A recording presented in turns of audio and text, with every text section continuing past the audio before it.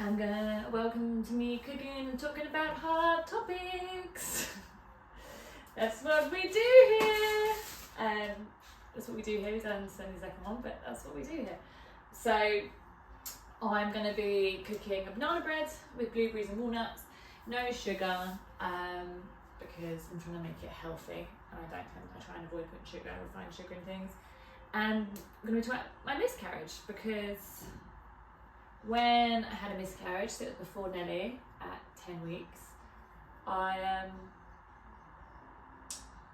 looked at YouTube and I watched lots of videos because I wanted to find some hope. So I looked at YouTube to try and find some stories of hope. So what I'm going to do is make this. Obviously I'll leave the recipe below and talk to you about my miscarriage. So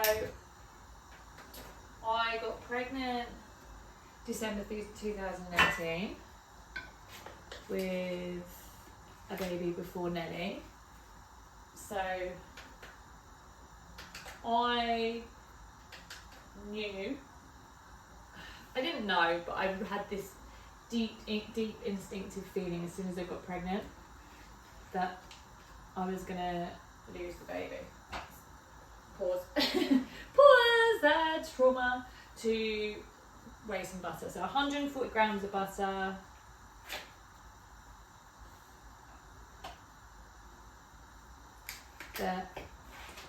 It says to just soften and beat with the sugar, but obviously we're not adding sugar, so I just melt it because I just find that easier. So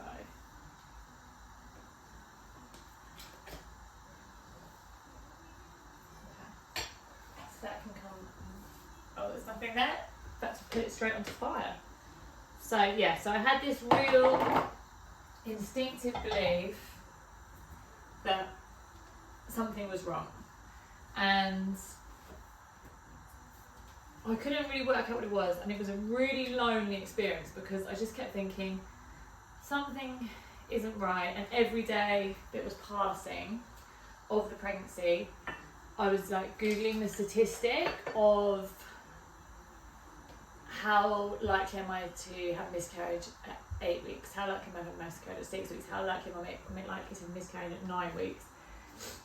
And I remember going somewhere after telling my friends that I was with, so we were going out for a day, and I told my friends that I was pregnant, and one of my friend's sisters, they had both had miscarriages, and all I did was quiz my friend about their miscarriages because I just could feel it.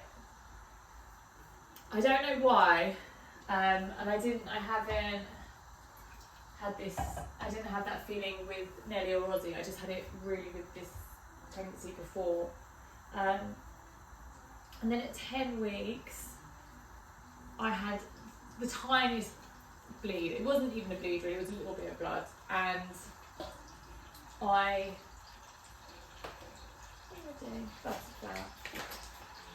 rang the hospital and I told them, and they said to come in for a scan, but the scan was a week later, so that was at like 9 weeks that I had that tiny bleed, and it was only once. It really wasn't very much at all, like you probably wouldn't think anything of it, but because I had this instinctive feeling, I rang the midwives and said, can I come in?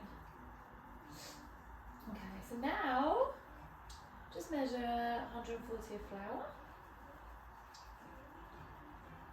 I'm hoping I've just got enough. Yeah. And I had an appointment for the week later. And everyone sort of thought I was being silly. Seems to be the story of my life. This happens quite a lot. I always have these feelings, and then I'm like, just look like I'm being morbid, but actually they tend to be on the money. Things are quite often on the money. So now just put your butter in a bowl. You can just do it soft, you don't have to heat it up. I just find it makes life a lot easier if it's heated, so that's just how I do it. And we went to the hospital for an early scan, and anyone who has had a miscarriage will know this. You have to go, or at least in our hospital, and I think in a lot of hospitals, you have to go to the same place as all the women who are having their normal, like their 12-week scan, any 20-week scan, any extra scans. So you're sat having scans in a situation, you're having to sit there with all these pregnant women, and I was just crying because I just knew what was coming. And Tom was just like, I don't understand what's wrong, everything's going to be fine. And I was like, no, it's not going to be fine. And we went into the scan, and there was no heartbeat. I'm just putting some honey in here, so I'm using honey rather than sugar, even though I know if you start doing your research, most honey is just full of sugar, but I'm hoping that one was a little bit more spenny, so it might be okay. And then I just got to grab some eggs.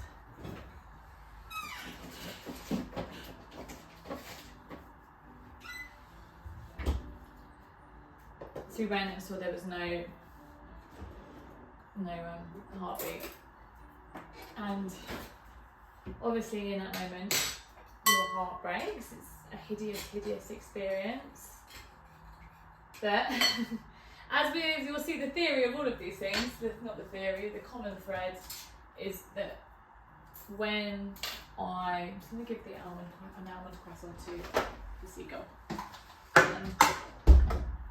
As with all of these things, I'm not very good at just not doing, so we'd had afternoon tea booked for that day, so we went and did afternoon tea and sort of just sat there like in disbelief. And then you're sent away to obviously go and miscarry. My body's not very good at this. After Nellie, I got sepsis because I couldn't pass the placenta properly, and with Ozzy I was booked into theatre because I couldn't pass the placenta, and I still hadn't got birthed my placenta 4 hours after he was born. So this is a common thread with me. My body doesn't like to give up placentas, it likes to hold on to them. So you have to go home and miscarry. And I miscarried the week after, so I would have technically been 11 weeks when I started miscarrying properly. Obviously we knew there was no heartbeat, but that's when I would have miscarried if I hadn't have gone to the hospital. I'm just mashing up my bananas. I also, just as a side note, I'm sure that again this is a common thing, but I'd had terrible nausea that pregnancy, terrible nausea, but I wasn't sick, whereas with Nels and Ozzy, I'm just really sick, really vomiting. But I had no sickness and just nausea, and 3 days before I went and found out there was no heartbeat, I had the nausea had just stopped, and I just felt amazing. It was it just stopped. So that was also making me super paranoid, because I was like, why has this just gone away? So let me just mash up this banana good and proper. So we were sent away and I miscarried, which was nothing like, they were like, you'll be fine. It was nothing like they told us it would be. I had contractions, and then ran to the toilet, and even though it was only 10 weeks, obviously there's things there, and I could feel myself sort of birthing something, and then that was, without getting massively graphic, not because I care about it being graphic, because I really don't, it's reality, just for the sake of anyone listening that doesn't want to hear it, birthed that placenta, that fetus, that sac, and then was just stood in the bathroom bleeding, and Tom's coming in, because I'm just screaming, because I didn't really know what was going to happen, and I think I'd gone into a shock, and I was just screaming as all this blood was coming out. And so that was pretty crazy. And then we thought, oh, that'll be it.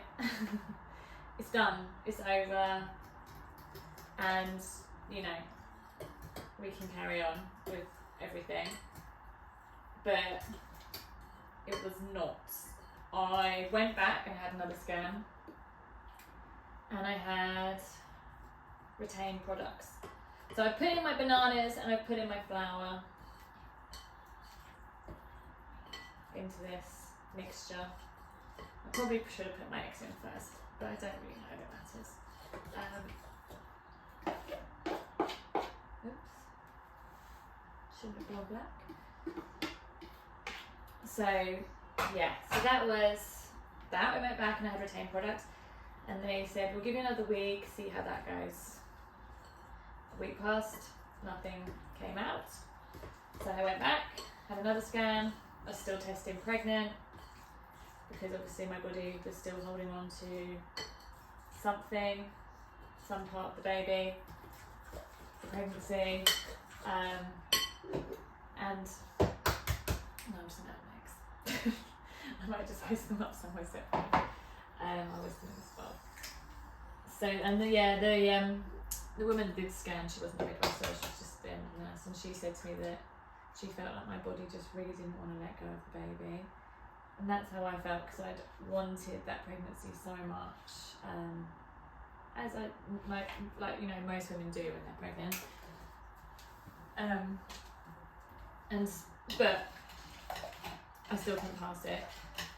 3 weeks passed and I still hadn't passed it, so I still was pregnant, which weirdly, like, a part of me felt like I was still getting to hold on to the baby for a little bit longer, you know, like, even though there was nothing there, I still felt like, oh, I've still got them with me. Okay, so I've added my eggs to my mixture. I think I've done this the wrong way around, but I'm not, there's no going back now. I'm sure it won't make much of a difference. I'm a bit of, like I said before in the other video, I'm a bit of a throw it together and see what happens. But, oh, it's working, we're getting the mixture, it's fine. Let's not worry about the order. Just whisk all of that together.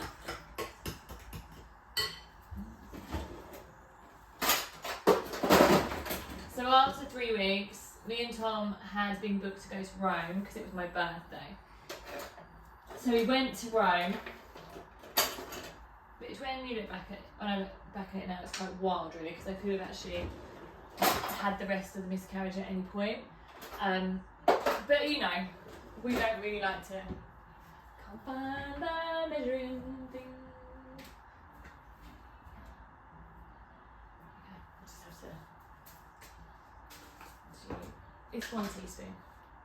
I have a nice little measuring thing, but I can't find it. Oh, it's about 1 teaspoon. Yeah, so we went to Rome. We had a lovely time in Rome. Obviously, as lovely a time as we could have. We were sad, but Rome's fabulous. So we tried to make the very best of it. And then when we got back from Rome, they wanted to book me in from a D&C, which is the operation where they effectively go in and suck it out. And I didn't want that because I know that that can leave some scarring sometimes, and it can lead to impotency, and I didn't want to do anything that jeopardised having a baby. So, not that that would, and it's not the wrong choice in any way, that's just me. I'm someone who has to endure. I have to feel things. It's a fault in my personality. You know, I don't like to make things easy for myself. Like, I know my sister-in-law will be watching this and laughing because she'll be like, yeah, that's you entirely. Most people would be like, I've been through a horror, I'm not going to make this hard on myself. But no, I'd be like, let's make this worse. So I refused the D&C. So then the only option is to have the same drug they give you when you have an abortion, which brings on, you know, like contractions and hopefully makes you contract and pass the rest of the pregnancy. So I'm just adding walnuts now to my mix because, you know, they're good for you. Let's try and get all of the healthy stuff in. So I'm adding them.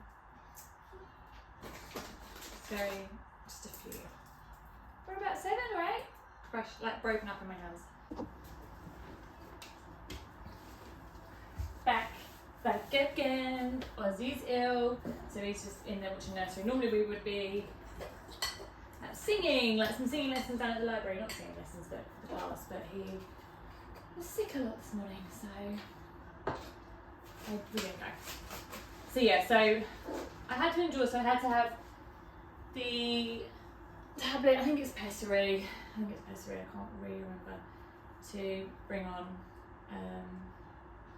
contractions. I'm just going to add some blueberries to this, just whole, and they'll just form. I actually made some banana and dark chocolate cakes yesterday, but we've got so many bananas that are going right, so I was like, I'm just going to do a load because they'll get eaten.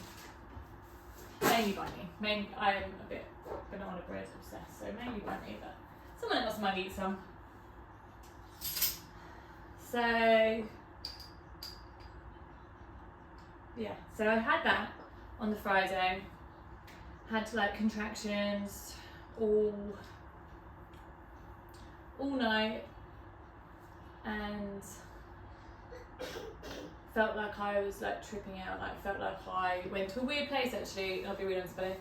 I was on cocodamol. They give you drugs when you have that. They don't give you painkillers when you might have when you're going to have a miscarriage, but they do when you're having the medically induced one. And I just tripped out most of the night thinking that I was being punished, that I deserved the miscarriage, that it was punishment for things from my past, and that I was having a baby taken from me, and so I had to pay for it.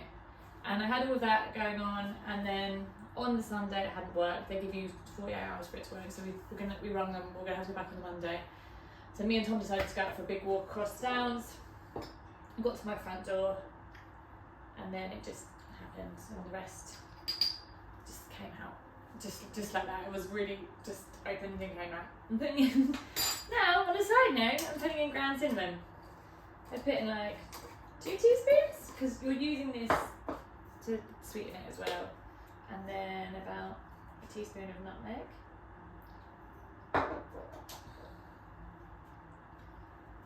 So we went back and had a scan, and finally it had cleared. And then I spoke to the doctor, and they were like, look, you've had a really, you've not had a normal experience with miscarriage. Even if you just had a miscarriage, we would advise you to wait getting pregnant a little bit of time, but because of everything that's happened with your body, we want you to wait 6 months. Now, I'm not very patient, and I wanted to heal a wound, and to me I felt like the only thing I could do in that situation was to get pregnant. So I was like, okay, yeah, cool, whatever you say. And then bought some ovulation tests and checked to see when I was ovulating. Now they told me I wouldn't have a period or ovulate for probably a few months, just because that's quite often what happens after a miscarriage. Especially when you sort of think by the end of it, I was still testing pregnant at 14 weeks. Even though I'd known for a little longer, my body still thought it was pregnant until I was 14 weeks. I bought an ovulation test, and madly, there he is. I had my period after 2 weeks after the miscarriage, which they said would not happen, and then I ovulated 3 days after my period, which again doesn't happen. And then I got pregnant with Nellie. And for me, that pregnancy instantly just felt like everything was going to be okay. I just felt like it was going to be fine. Like already I felt like I could feel her. I did a lot of stuff in between that to get pregnant in those 2 weeks, but I've done a lot of stuff previous, which I might do a video on, because the stuff I do to get pregnant is pretty woo-woo and might be of interest to some people. Other people might be like, she is loco, but I get pregnant first or second time, well, 3 out of 3 so far with Azor. So we always say we aren't very good at making children that are healthy, or they only has 1 kidney, but we can get pregnant quick. That's nature's way of being kind to us. Anyway, I digress. So I got pregnant with Nellie, and I just knew everything was going to be okay. And she was a bit of a miracle, bodily miracle really, because none of those things, I shouldn't have had my period then, I shouldn't have ovulated then. But I did, because she was destined, and that's what I think. And I was quite pragmatic about it after that. I know for some people miscarriages, can you wiggle round? Cause them a lot of pain for a lot of time. But obviously I was so lucky to be pregnant again so quickly. More? You want more cake? There we are. More chocolate and banana cake. Is it tasty? There, proof that it's a good recipe. Except this one's not got dark chocolate and it's got blueberries. Nana, that's right! You want a nana, but you're eating a nana. There's nanas in there. So yeah, so for me, as soon as I was pregnant with her, all of those feelings had gone. And all of that sort of guilt and thinking I was being punished left, because I felt like I had been, like, you know, given her, and again, like I said, all of this stuff with her starts from even from the beginning then. So that was my experience of miscarriage. Again, nothing is the easiest, but I was so lucky to be, to be blessed with Nellie, and we got a scan at 6 weeks for her because I had a miscarriage. Oh! Oh! And as soon as I saw her heartbeat, I knew everything would be okay. I just knew. But I know that then, from then on, every pregnancy, you check if there's blood. Every time you go to the toilet, it doesn't leave you that fear, because you know what can happen.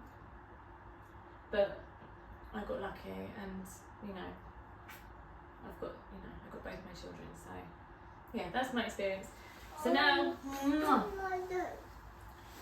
I'm putting